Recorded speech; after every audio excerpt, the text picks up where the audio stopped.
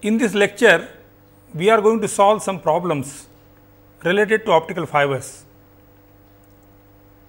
Let us look at this first problem here. An optical fiber without cladding is having refractive index of 1.5 and a diameter of 50 micrometer. What is the approximate pulse broadening per kilometer on this fiber?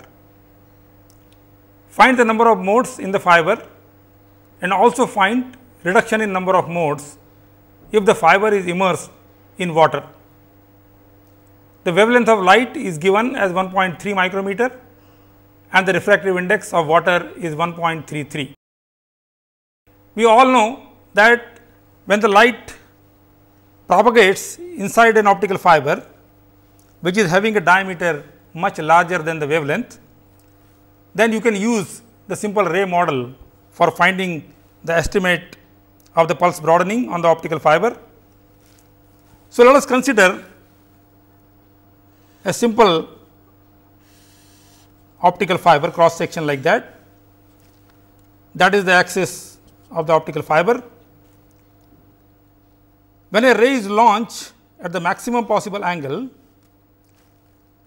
the ray will be refracted inside this optical fiber and it comes here, and since this is the maximum possible launching angle here, the ray actually goes along the edge of the optical fiber or the interface between the core and the cladding. Now, since there is no cladding for this fiber, the refractive index N2 for this is equal to 1. The refractive index of fiber, which is glass, is N1 and that is equal to 1.5.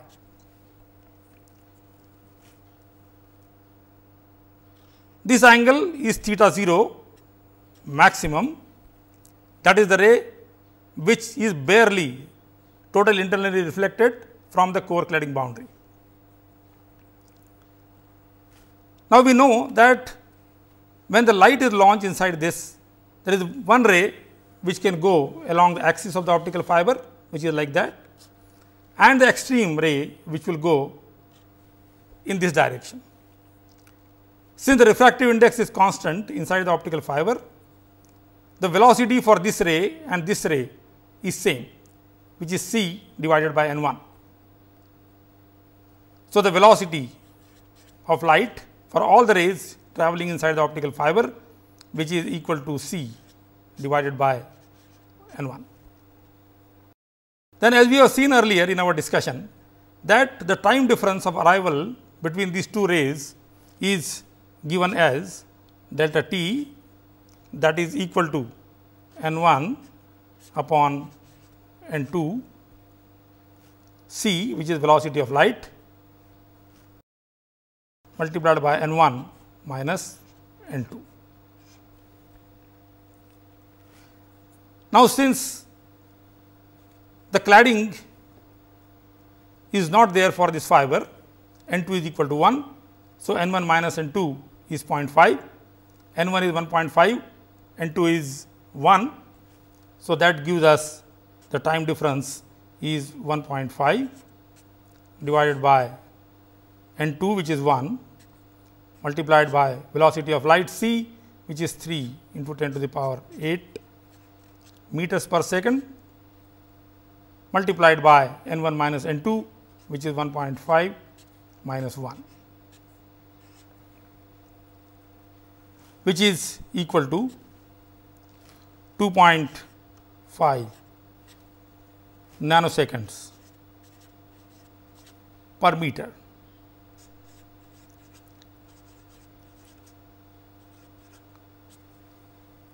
Since we have used the velocity of light in terms of meters here, the unit for this time is nanoseconds per meter. Normally, when we talk about time difference inside the optical fiber, it is given in terms of per kilometers. So, the time difference delta t will be this multiplied by 10 to the power 3 if you want to convert the meters into kilometer. So, this is 2.5 microsecond per kilometer. So, that is the difference in the arrival of these two rays and that is what essentially gives what is called the pulse broadening on an optical fiber. The second thing which is asked here is that how many modes are going to propagate on this optical fiber, and when the fiber is immersed inside the water, how many modes will be there. So, what is the reduction in the number of modes? So, we can see here, first of all, as we know approximately, since the fiber is multimode, the number of modes are approximately given by V square by 2. So, first we have to calculate what is the V number of the optical fiber, and as we know the V number of an optical fiber is 2 pi by lambda into numerical aperture into the radius of the optical fiber. So, the numerical aperture for this optical fiber is square root of n 1 square minus n 2 square, which is equal to square root of 1.5 whole square minus n 2 is 1. So, square of that is 1. So, this is 1, which is equal to 1.118. So, the V number for this optical fiber is 2 pi divided by lambda, which is given as 1.3 micrometers. So, 1.3 multiplied by 1.118 multiplied by the radius of the optical fiber.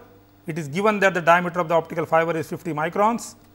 So, A is equal to 25 micron. So, we get the V number of the optical fiber is about 135,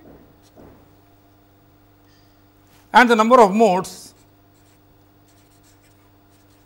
on this fiber then is approximately equal to V square by 2. So, that is 135 square divided by 2. So, that is approximately equal to 9112. So, as you can see, without the cladding, since the numerical aperture is very large, the extremely large number of modes propagate on this optical fiber. So, this fiber is extremely multimode, about 9,000 modes are going to propagate in this optical fiber. Second thing which is asked is that when this fiber is immersed inside the water, what is the reduction in number of modes inside the optical fiber?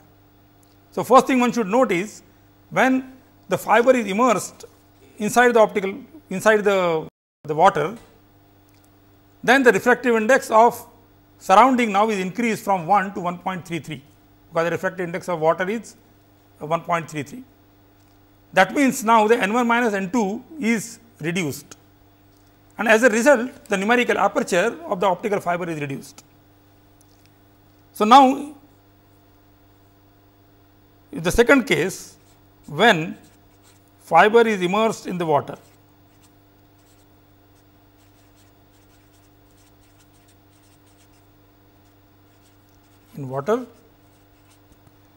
the numerical aperture will be square root of n 1 square minus n 2 square, but now n 2 is not 1, but n 2 is 1.33 as the refractive index of water. So, this is 1.5 whole square minus 1.33 whole square, and that is equal to 0.6936. So, if I substitute now the numerical aperture, which is 0.6936 inside this expression, the A is still 25 micron, lambda is 1.3 micron. The V number in this case now would be 2 pi divided by 1.3 multiplied by 0.6936 multiplied by 25, and that will be approximately 83.75. So, the number of modes in this situation are approximately V square by 2, and V is this now. So, this is approximately about 3507. So, when there was no cladding, that time approximately 9000 modes were propagating. When the same fiber is immersed inside the water, since the refractive index of surrounding medium is increased, the V number of the fiber is gone down, and because of that the number of modes are reduced to 3500. So, now from approximately 9000 modes, the modes have reduced to about 6500. So, difference of these two, that is the reduction which we have in number of modes. Naturally, one can ask a question at this point of time, what happens to this mode which were earlier propagating inside the optical fiber? The answer is very simple. The earlier, the higher order modes which were confined inside the optical fiber, now when the fiber is immersed inside the water, become leaky mode, and because of that the power corresponding to those modes essentially radiates out, and as a result the number of modes actually decrease inside the optical fiber. So, this is one of the simple problems one can see related to the optical fiber. Let us look at the second problem now. Now, in this problem,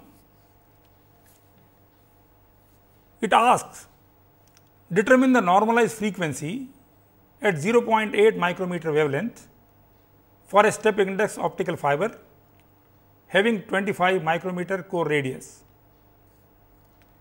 N1, which is the refractive index of core, is 1.48, and N2, the refractive index of cladding, is 1.46.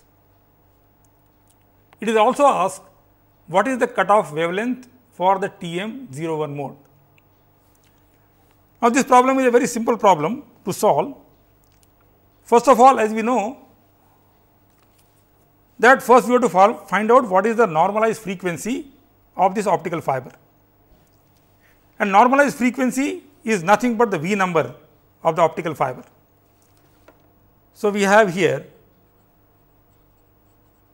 normalized frequency, which is the V number of the optical fiber, which we know is 2 pi by lambda into the numerical aperture multiplied by the radius of the optical fiber. The numerical aperture, as we have seen in the previous problem, is square root of n1 square minus n2 square. So, this is 1.48 square minus 1.46 square, and that is equal to 0.2424. So, the V number for this optical fiber, that is 2 pi divided by lambda, and in this problem the lambda is given as 0.8 micrometers. So, this is 0.8 multiplied by the numerical aperture, which is 0.2424, multiplied by the radius of the optical fiber, which is 25 micrometer. So, this gives the V number is 47.6. So, the first part of the problem, where it asks to find out the normalized frequency of this optical fiber at 0.8 micrometer. The normalized frequency is nothing but the V number of the optical fiber, and for this fiber at 0.8 micrometer, this normalized frequency turns out to be 47.6. The second question which is asked here is, what is the cutoff frequency for the TM01 mode? And as we all know that on the optical fiber, the first mode which propagates, that is the HE11 mode. After that, you have a bunch of modes which start propagating. TE01 mode start propagating, at the same time TM01 mode start propagating, and that happens when the V number of the optical fiber is 2.4. So, the frequency at which the V number becomes equal to 2.4, that is what is called the cutoff frequency of that particular mode. So, in this case, if we make V number equal to 2.4 and ask at what wavelength the V number will become equal to 2.4, we can work backwards and say that V number to be equal to 2.4. The wavelength which we want to find out, which is lambda, substitute into this expression here the numerical aperture, which is 2424 multiplied by the radius of the optical fiber, which is 25 micrometer. So, if I just invert this, I will get the lambda, which is 15.87 micrometer. So, as you can see that for most of the operating range of wavelengths which is used for optical communication, this fiber is going to remain the single mode optical fiber. Let us look at the third problem now.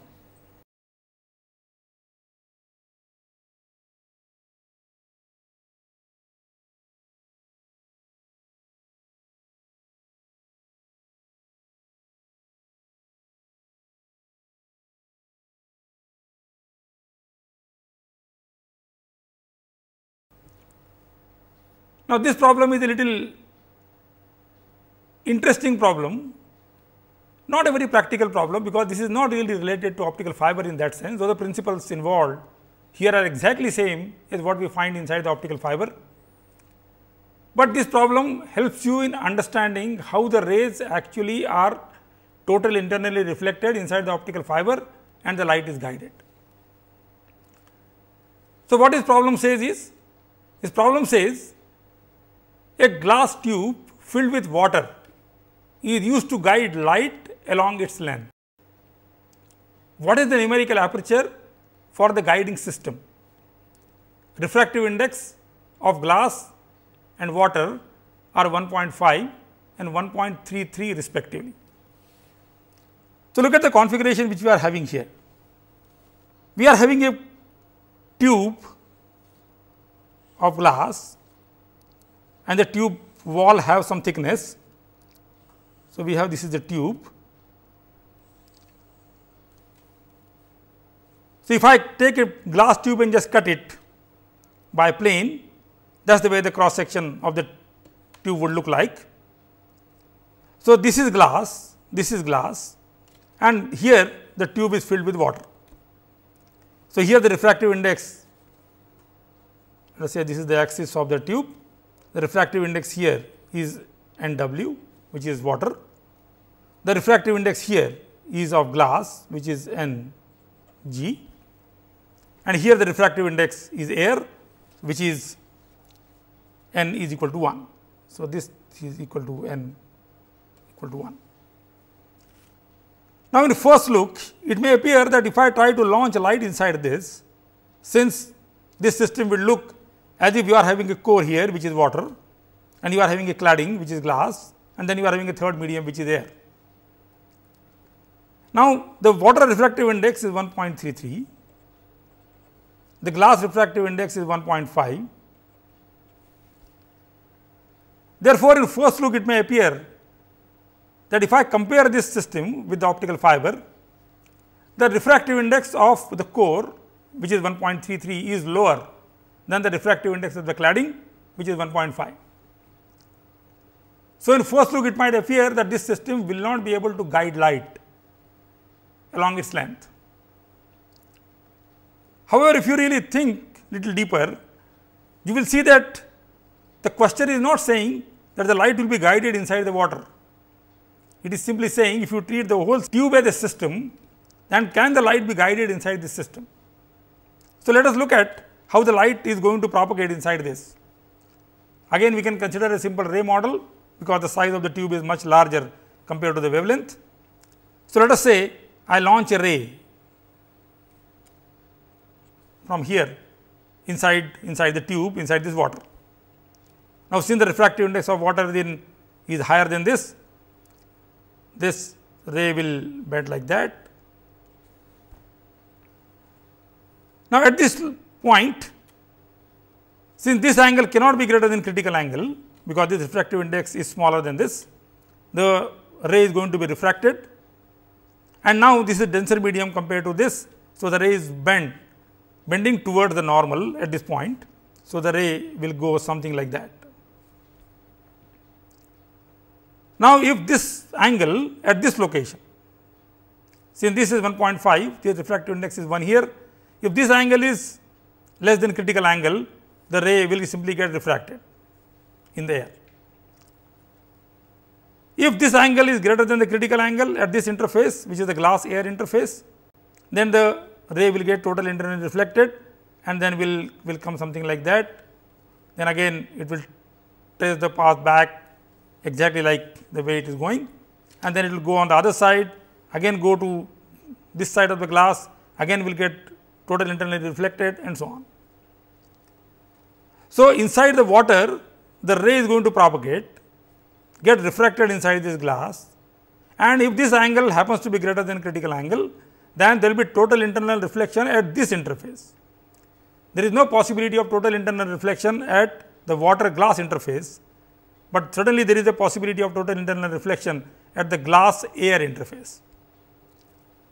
So, now one can ask a question, what is this maximum angle possible, this theta 0, for which the light will be guided inside the structure? That means, this angle becomes equal to the critical angle, or in that situation this ray actually will travel along the interface between the glass and the air. Now, it is a simple Snell's law application on the different interfaces. So, first of all, let us say if this angle is theta 1, this angle is phi 1, this angle is phi 2, and this angle, since this ray is going along the interface, this angle is 90 degrees. So, if I apply the Snell's law at this interface, and here the refractive index n is equal to 1, I have sine of theta 0, that is equal to n w, which is the refractive index of water, multiplied by sine of theta 1. I can apply the Snell's law at this interface, which is the water glass interface, which is n w sine of phi 1, that is equal to n g, which is refractive index of glass, sine of phi 2. And this angle is phi 2. So, this angle also is going to be phi 2. So, if I apply the Snell's law at this interface, which is the glass air interface, I will get n g sine of phi 2 is equal to this n, which is equal to 1 sine of pi by 2. So, at this interface, this will be n g sine of phi 2, that is equal to n, which is 1 sine of pi by 2, which is equal to 1. So, I see from here that the n g sine phi by 2, that is equal to 1, and n g sine phi by 2 is n w sine phi 1. So, from here we say this is also equal to 1. So, from here I can calculate sine of phi 1, that is 1 upon n w. And phi 1 is nothing but pi by 2 minus theta 1, or theta 1 is equal to pi by 2 minus phi 1. So, now the numerical aperture for this system, which is nothing but sine of theta 0 when this angle is maximum, corresponding to the ray which goes on this interface, that is equal to n w sine of theta 1, which is sine of pi by 2 minus phi 1, which is n w cos of phi 1, that is equal to n w square root of 1 minus sine square phi 1, and sine phi 1 we have got 1 upon n w, So, this is equal to n w square root of 1 minus 1 upon n w square, which is equal to square root of n w square minus 1. And since n w is given as 1.33, I can substitute the value of n w 1.33. So, the numerical aperture for this system would be equal to 0.87. So, what is interesting in this problem? The interesting thing in this problem is that when the light is trying to go inside this, though the refractive index of the inner region is smaller than the refractive index of the outer shell, in the conventional optical fiber sense, you have a cladding here, you have a core here, and the core refractive index is smaller than the cladding. But if you are having a medium outside, which is air, then the light is not guided inside the core, but the light can be guided at the cladding air boundary. So, even if you are having a core refractive index smaller, there is a possibility of guidance of light at this interface, which is the cladding air interface. That is one. Second thing to note here is the total internal reflection is going to take place at the glass air interface. So, as far as the guiding mechanism is concerned, that is the refractive index which is going to come into picture, because that is where total internal reflection is going to take place. But if you look at the numerical aperture, nowhere the refractive index of glass comes into picture. Only the refractive index of water, where the light tries to get in, only that medium plays a role in deciding what is the maximum angle possible. So, the interesting thing in this problem is that even if you are having refractive index smaller in the core, but if the cladding is of good quality, then the light may get totally internally reflected at the cladding air interface, and there may be guidance of light inside the core cladding structure together. Of course, this is not a conventional way the light propagates inside the optical fiber, but just for sake of understanding, we can see here that even in this kind of system, the light can be guided inside a glass tube or a capillary tube or something like that, where the refractive index inside could be smaller than the tube material. So, this is another interesting problem. Let us look at another problem.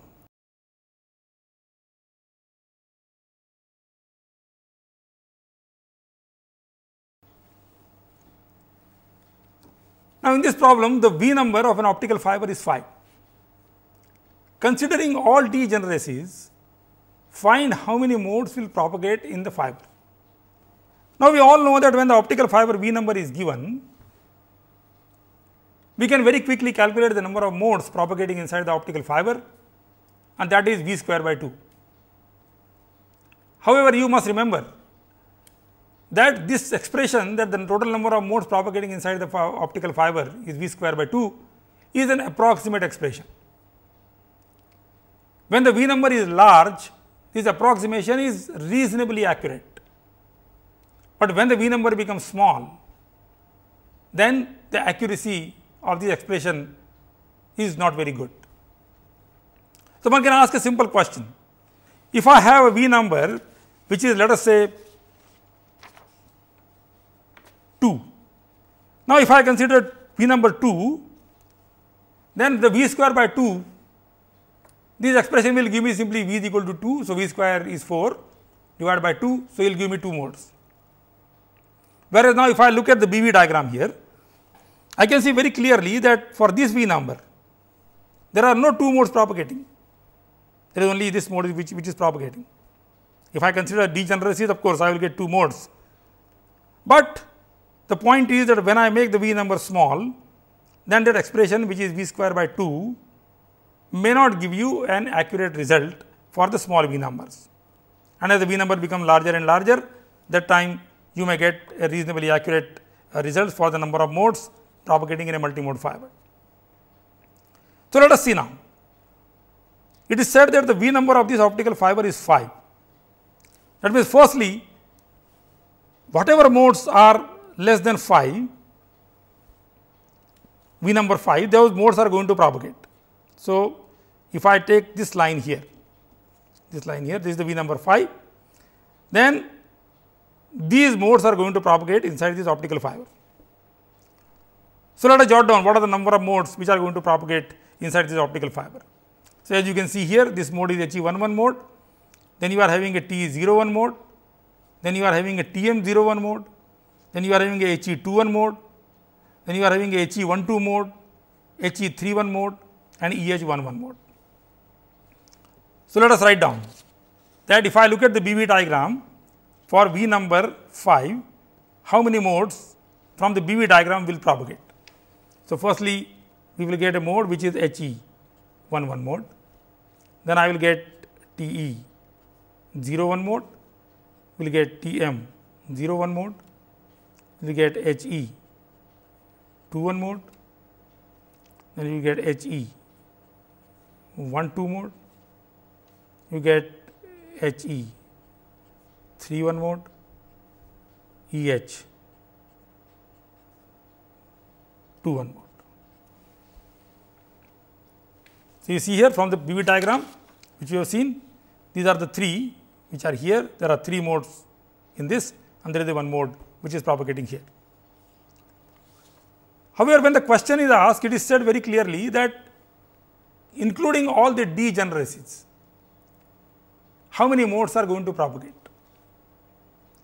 That means, though you are having these indices 1 1, it tells you the intensity distribution of the electric and magnetic field inside the optical fiber, there are still the degeneracies because of the polarization of the modes inside the optical fiber.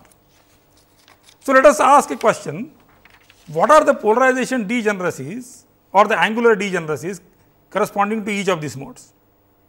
So, as you can see, if I look at this diagram here, that is the field distribution which you are going to get for the HE11 mode. Now, as you can see here, the electric field is oriented this way, but there could be electric field which is perpendicular to this, which is orthogonal to this electric field, that will also have the exactly identical intensity distribution, or in other words, it will also have the propagation characteristic identical to this direction of the electric field. That means, for this mode, we are having 2 possible orientation of electric field, which will have exactly identical propagation characteristics. So, this mode has a degeneracy.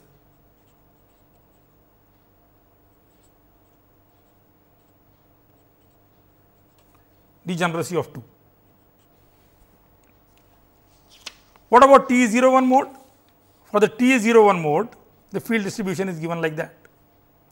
Now, since the field is oriented this way, no matter what orientation you have, you get actually the same field distribution. That means, for this the degeneracy is 1, because there is only one field distribution which you can get for TE01 mode. So, for this the degeneracy is 1. The same is true for TM01 also, because if you orient this, you will get the same field distribution. So, you get degeneracy for this is 1. What about HE21 mode? I have this is the field distribution for HE21 mode, but if I take this field which is this way, if I change it to this direction, where this was completely horizontal, this is radial, I will get a orthogonal field distribution corresponding to this. So, I will get a degeneracy corresponding to this mode, right, which is factor of 2. So, I will get factor of 2 degeneracy for this. Similarly, you will get a factor of 2 degeneracy for this, and all these things which are going to have the variation, which are going to be similar to these ones, you will get degeneracy which are factor of 2, factor of 2. So, now I see that total number of modes, if I ask which are going to propagate inside the optical fiber with a V number 5.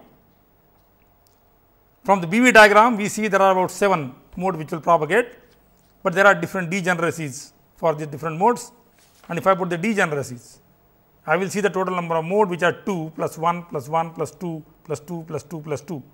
So, this is you will get 2 plus 2 4, 6, 8, 10, 12. So, you will get total number of modes which are going to propagate from this is 12.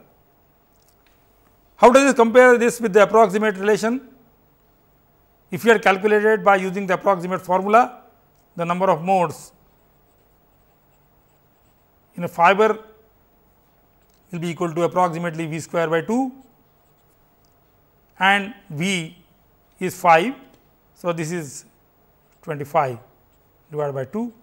So, that is equal to 12.5. So, you see the formula is reasonably accurate, but when the V number is very small, that time the formula may give you little error, but the results are reasonably accurate. The formula predicts about 12.5 modes, maybe you could have rounded off to 13 or you can round it off to 12, but this formula gives you the 12, which is exactly same as what you get considering various degeneracies, right, of the modes corresponding to HE11 mode, TE01 mode, so on and so on. So, this is another problem which where one can calculate the number of modes which are propagating inside an optical fiber. Let us consider another problem.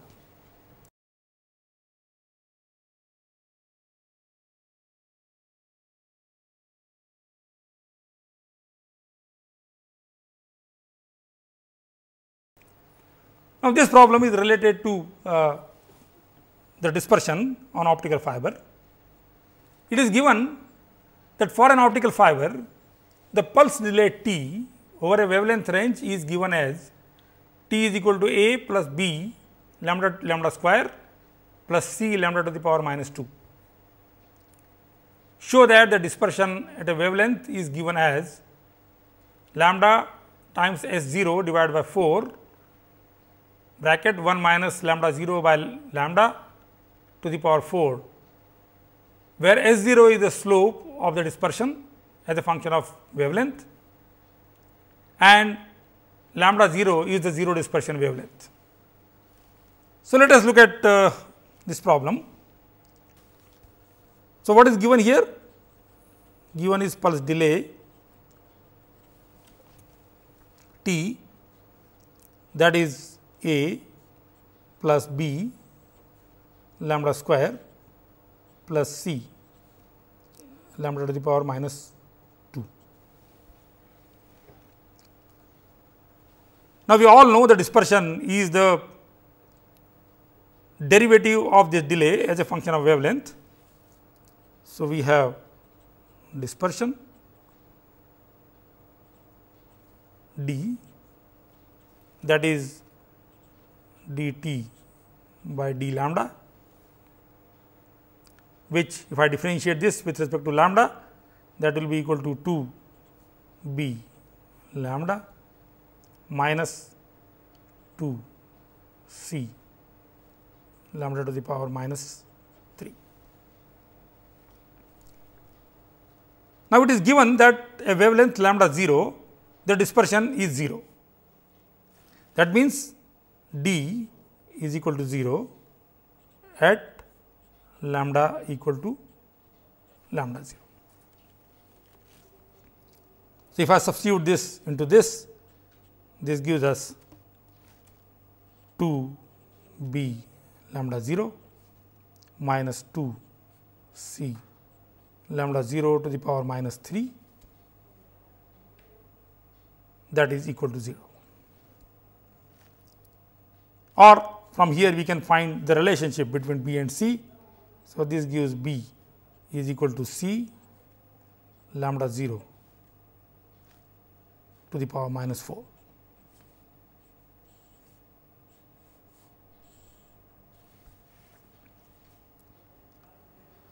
The second thing which is given there is that the slope of the dispersion at this wavelength lambda equal to lambda 0 is given by parameter S naught.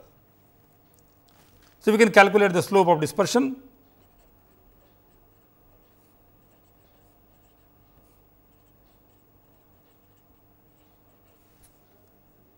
which is d by d lambda, and this is given as S naught at wavelength lambda equal to lambda naught. So, if I take the derivative of this as a function of lambda, we will get 2 b plus 6 c lambda to the power minus 4, lambda naught to the power minus 4.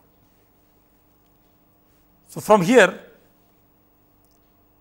I can solve, I can substitute for b in terms of c. So, from here I will get S naught is equal to 2 c lambda to the power minus 4 plus 6 c lambda naught to the power minus 4. So, from here I can find out what is the value of c. So, the c is equal to S naught by 8 lambda 0 to the power 4. And if I take this value of c and substitute into this will give me value of b, which is S 0 upon 8. Then I can take this value of b and c and substitute into the expression for the dispersion. So, we get the dispersion d as a function of lambda, that is equal to 2 b into lambda. So, this is 2 S naught upon 8 into lambda minus 2 c, which is S naught upon 8 lambda 0 to the power 4 lambda to the power minus 3.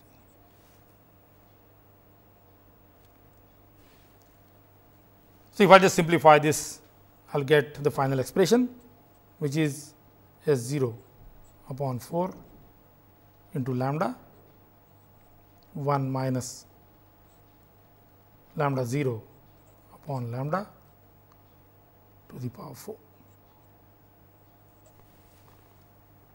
So, that is what is asked here, that if the pulse delay was given by this expression, then the dispersion on the optical fiber can be written in terms of the 0 dispersion wavelength, which is lambda 0, and the slope of the dispersion curve at the 0 dispersion wavelength. Now, many times the dispersion characteristics of an optical fiber is approximated by this kind of relation, and the dispersion then on the optical fiber can be calculated in the vicinity of the 0 dispersion wavelength by using this simple formula. So, this is more like a practical problem, because that is the way many times the dispersion characteristics are approximated, and one can calculate the dispersion right on the optical fiber at other wavelength in the vicinity of the 0 dispersion wavelength. Let us look at another problem on the dispersion on the optical fiber.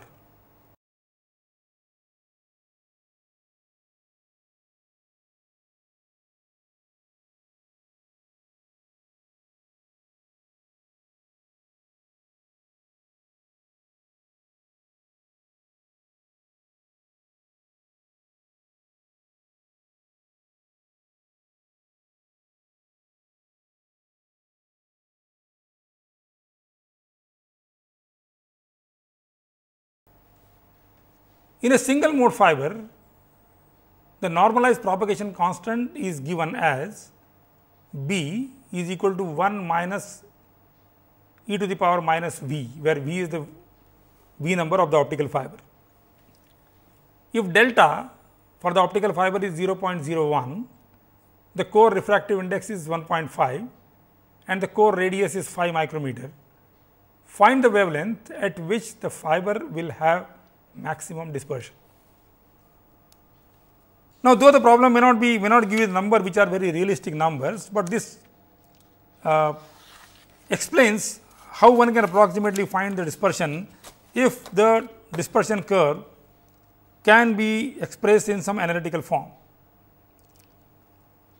So, as we know that the dispersion curves starts with 0 for the normalized propagation constant b, and when the v number is very large, the normalized propagation constant b becomes equal to 1.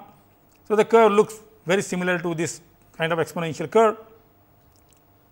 So, in this case it is given now that b is 1 minus e to the power minus v.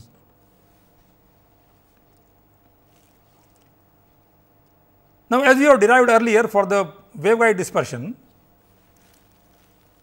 the d is given as minus n2 upon c lambda v d2 bv by dv square.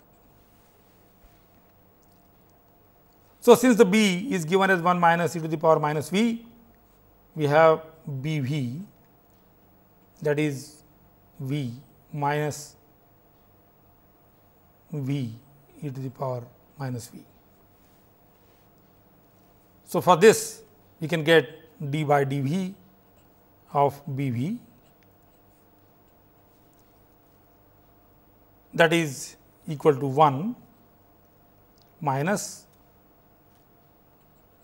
e to the power minus v minus v e to the power minus v,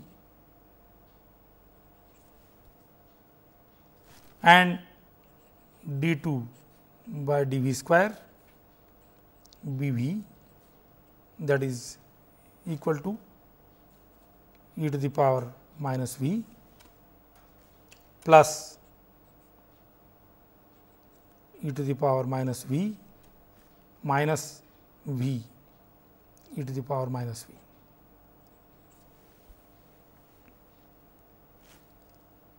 So, that is equal to 2 minus v e to the power minus v.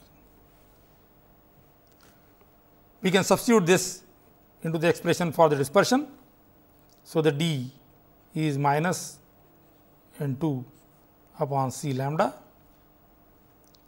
v into 2 minus v e to the power minus v.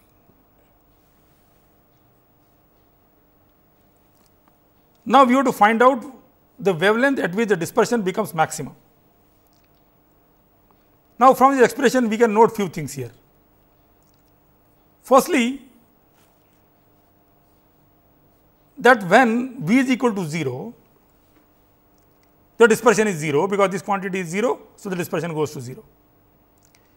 When v is equal to 2, again the dispersion is 0, because this term will go to 0 and therefore, dispersion will be 0.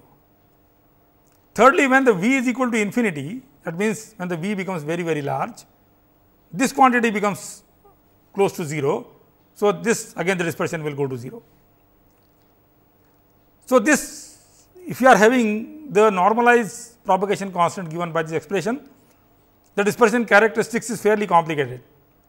The dispersion is 0 at v equal to 0, the dispersion is 0 at v equal to 2, and the dispersion again is 0 at v equal to infinity. To find out where the dispersion will go a maximum, first we have to find out the location where the derivative of the dispersion goes to 0 as a function of the wavelength. So, we want to calculate when d by d lambda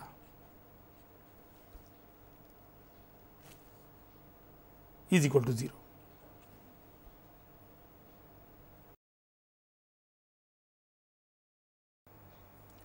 Let us look at this problem on birefringence on optical fiber.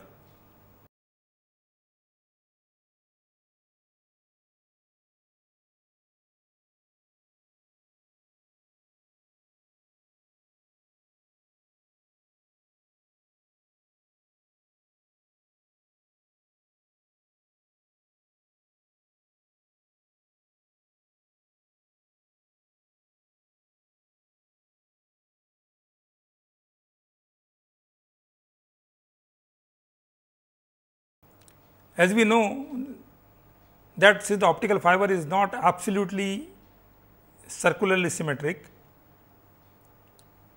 the two orthogonal polarization propagate with different propagation constants on the optical fiber, and because of this the two polarizations undergo different phase change.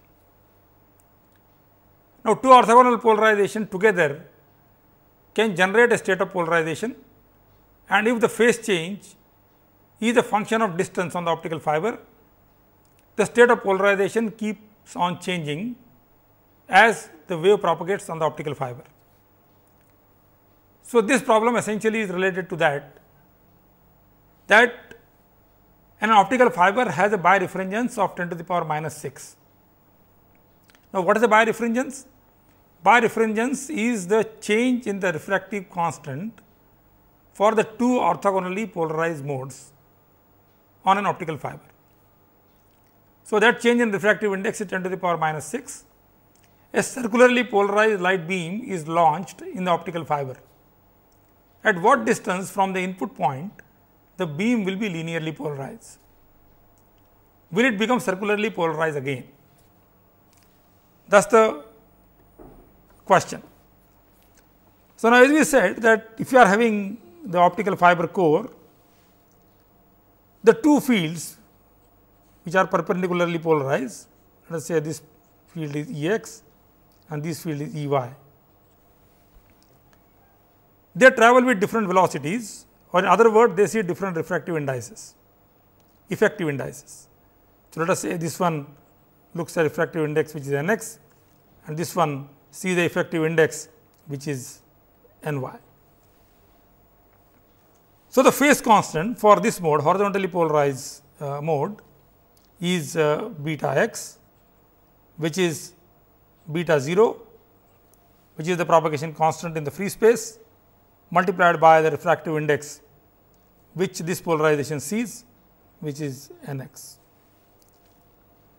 Similarly, the propagation constant for this polarization is beta y, that is equal to beta 0, multiplied by the effective index which this polarization sees, which is n y.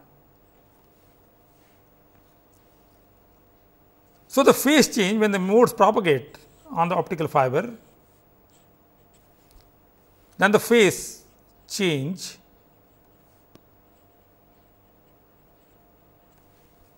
between these two polarizations is equal to beta x minus beta y multiplied by the length which it travels along the optical fiber. Substituting for beta x and beta y, we get beta 0 n x minus n y into length. Now, this quantity is nothing but the birefringence that is given as 10 to the power minus 6.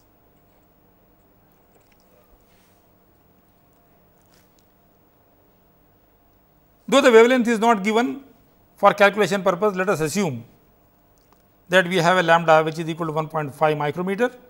So, let us take lambda is equal to 1.5 micrometer.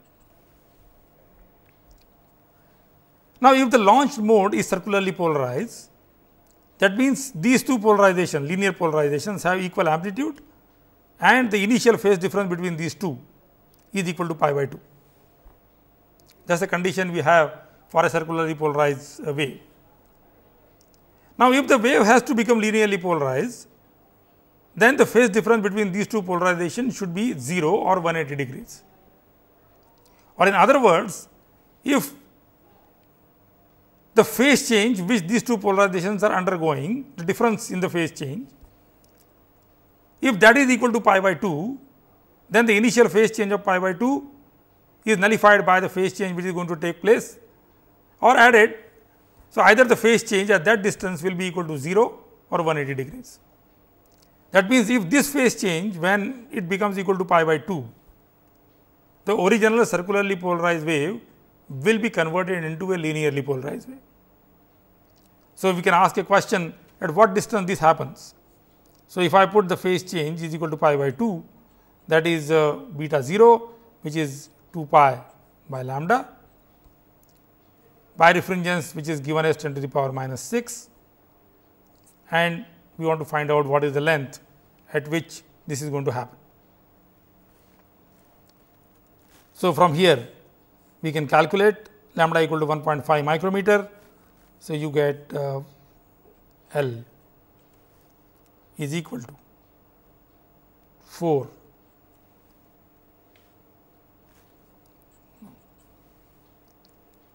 pi will cancel. So, you get lambda upon 4 into 10 to the power 6. Lambda is taken as 1.5 micrometer. So, you can substitute that. So, this is 1.5 into 10 to the power minus 6 divided by 4 into 10 to the power 6. So, that is equal to 0.375 meters or 37.5 centimeters. So, that means, if a circularly polarized wave is launched inside this optical fiber at a distance of 37.5 centimeter from that location, the circularly polarized wave will be completely converted into a linearly polarized wave. Now, if I keep moving further, the phase difference again will change, and after the same distance there will be accumulation of pi by 2 phase. That means, from this location where the wave was completely linearly polarized, if I move 37.5 centimeter away, again the phase difference between these two polarizations will be equal to 90 degrees. That means, the wave will become again circularly polarized. So, at this distance we get linear polarization. If I make the same distance again, that means, if I go to a distance of 75 centimeter, then I will get circular polarization again, because the phase difference will be equal to pi by 2. If I again move 37.5 from that location, again I will see linear polarization and so on. That means, assuming that the two polarizations undergo the same amplitude change, we will see that the wave goes from linear polarization to circular polarization to linear polarization periodically, and this period is 75 centimeter, where the initial polarization is again restored back. So, the answer to the question, will the wave be converted to circular polarization again? The answer is yes, it will be again converted to circular polarization, and if you move further again, the wave will again will be converted to linear polarization and so on. And in between these two locations, the wave will be elliptically polarized. So, what we see here is that because of birefringence on the optical fiber, as the wave propagates, the state of polarization goes on changing continuously, and the wave from the linear polarization can go up to circular polarization and so on. So, in those optical communication system which are polarization sensitive, one has to worry about the state of polarization of the outcoming light, and that is where one has to take the fiber which are what are called the polarization preserving fibers, because those are the fiber in which the state of polarization will not change as the light propagates on the optical fiber. But if you consider a normal optical fiber, even with a small birefringence as small as 10 to the power minus 6, you will see a periodicity in the state of polarization. So, here are certain problems which we have seen today, which are related to the basics of optical fiber. We saw the problem related to the V numbers, we saw the problem related to the cutoff frequencies, we saw the problem related to dispersion calculations on the optical fiber. We also saw the problem how the rays are propagated in the core and the cladding, and we also found a situation where even if the core material refractive index is smaller than the cladding, but if the outside medium is air, again the light may be guided not at the core cladding interface, but at the cladding air interface. So, this problem essentially gives you more on hands on experience on solving the problems related to the basic light propagation inside the optical fiber.